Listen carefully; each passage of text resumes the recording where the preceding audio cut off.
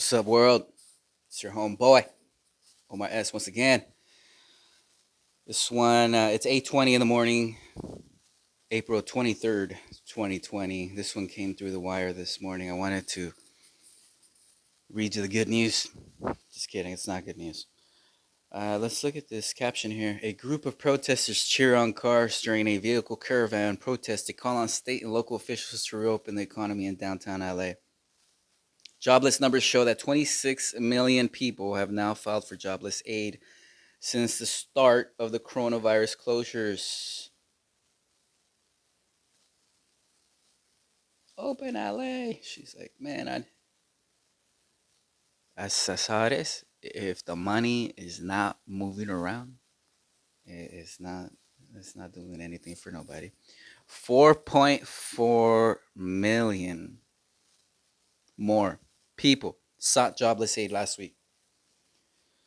26 million since coronavirus hit. Let it sink in, folks. This was by the Associated Press. At 5:41, it was updated. 6:48. More than 4.4 million laid off workers applied for U.S. unemployment benefits last week as job cuts escalated across an economy that remains all but shut down, the government said Thursday. Roughly 26 million people have now filed for jobless aid in the 5 weeks since the coronavirus outbreak began, forcing millions of employers to close their doors. About 1 in 6 American workers have lost their jobs since mid-March, by far the worst string of layoffs on record. Economists have forecast that the unemployment rate for April could go as high as 20%.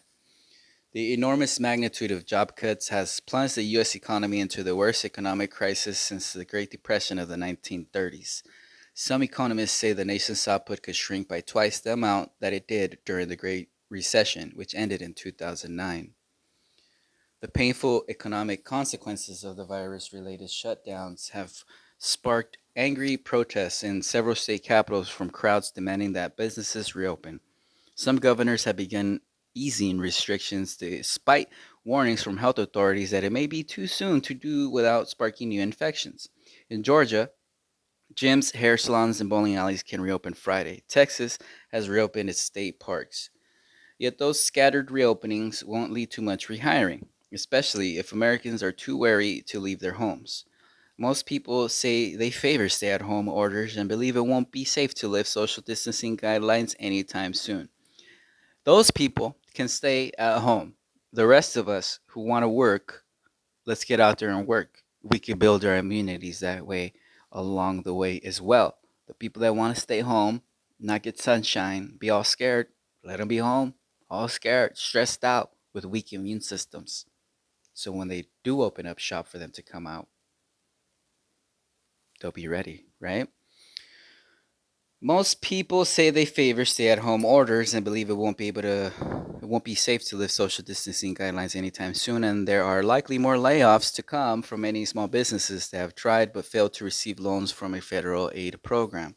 The total number of people who are receiving unemployment benefits has reached a record 16 million, surpassing a previous high of 12 million set in 2010, just after the 2008-2009 recession ended. This figure reflects people who have managed to navigate the online or telephone application systems in their states, have been approved for benefits, and are actually receiving checks. In some states, many laid off workers have run into obstacles in trying to file applications for benefits. Among them are millions of freelancers, contractors, gig workers, and self employed people, a category of workers who are now eligible for unemployment benefits for the first time.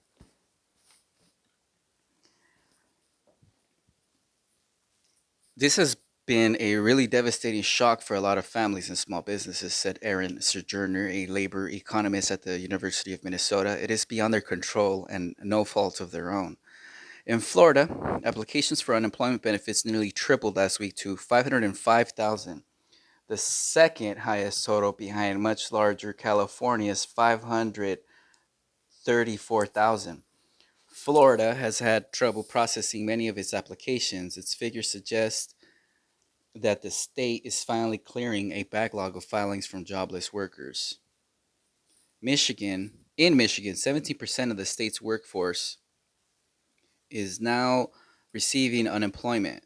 aid, the largest proportion in the country. It is followed by Rhode Island at 15%, Nevada at 13.7, and Georgia at 3.6. One of the poorest states in our country, Michigan. Flint, I think their water's still freaking dirty. Construction has shed more than 9% of its jobs, so has a category that includes retail, shipping, and utilities. The Fed estimated a category that is made up of data processing and online publishing has cut 4.7. I don't know if I mentioned this, but I'm going to mention it again. For every 1% unemployment, that's 40,000 people dead. So, what's killing more people? The coronavirus or shutting down economies? The reports like this make me convinced that this is some kind of population control agenda. I just read the other day coronavirus attacks men more in the testes, the ball sack.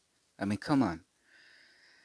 I guess I should read that one to you too. When the government issues the April jobs report on May 8th, economists expected to show breathtaking losses. Economists at JP Morgan are predicting a loss of 25 million jobs. That would be nearly triple the total loss during the entire Great Recession period. A $2 trillion plus federal coronavirus relief package that was signed into law last month made millions of gig workers, contractors, and self employed people newly eligible for unemployment aid.